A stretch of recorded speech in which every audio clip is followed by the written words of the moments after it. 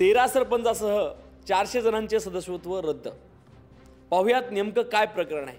नमस्कार, मी गणेश शिंदे आणि आपण पाहतात राजमुद्रा न्यूज लाईव्ह।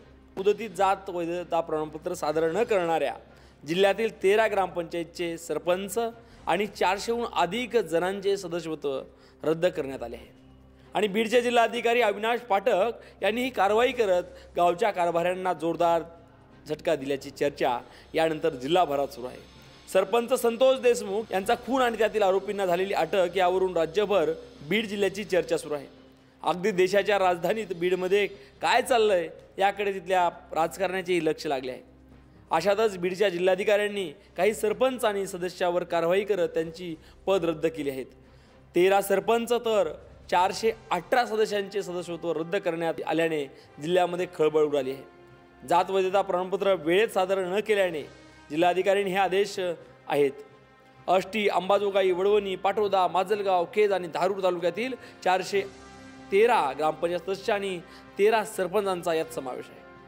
अनुसूचित जाती, अनुसूचित जमाती, नागरिकांचा मागास प्रवर्गातील राखीव असलेल्या जागांवर निवडणूक लढवणाऱ्या व्यक्तीस जातीचे प्रमाणपत्र व वैधता प्रमाणपत्र निवडून आल्यानंतर वर्षभराच्या आत सादर करणे बंधनकारक असते। यापूर्वी याच कारणामुळे राज्यातील अनेक जिल्ह्यातील जिल्हाधिकाऱ्यांनी अशा प्रकारच्या कारवाया केल्या आहेत।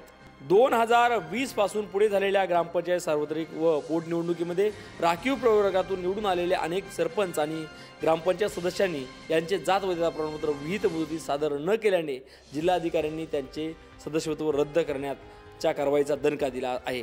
दरम्यान कारवाई झालेले सरपंच हे या निर्णयाविरोधामध्ये हायकोर्टामध्ये धाव घेण्याच्या तयारीमध्ये देखील आहेत। आणि अनेक वेळा सरपंच निवडून आले, कुठलाही राजकीय निवडून आल्यानंतर कुठेतरी बिंदास राहतात, परंतु कुठेतरी बिंदास राहणं देखील महागात पडतंय।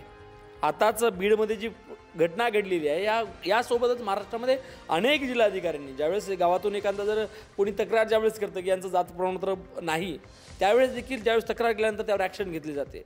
त्यामुळे जे काही एका वर्षाची जी कालावधी असतो निवडून आल्यानंतर एका वर्षामध्ये आपले काही जातीचे वैधता प्रमाणपत्र असतील ते जमा करणं बंधनकारक असतं। कुठंतरी याचे लवकरात लवकर जमा करणं महत्त्वाचं असतं, परंतु ते कुठंतरी दुर्लक्षित केल्यामुळं आज बीडमध्ये जवळपास 13 सरपंच आणि 413 सदस्यांना आपल्या पदांचा सदस्यत्व गेलेलं आहे।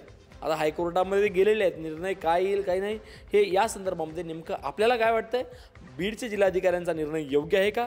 आणि या संदर्भातली आपली प्रतिक्रिया नक्की राजमुद्रा न्यूजच्या कॉमेंट बॉक्समध्ये टाकून आम्हाला कळवा। नक्की, धन्यवाद।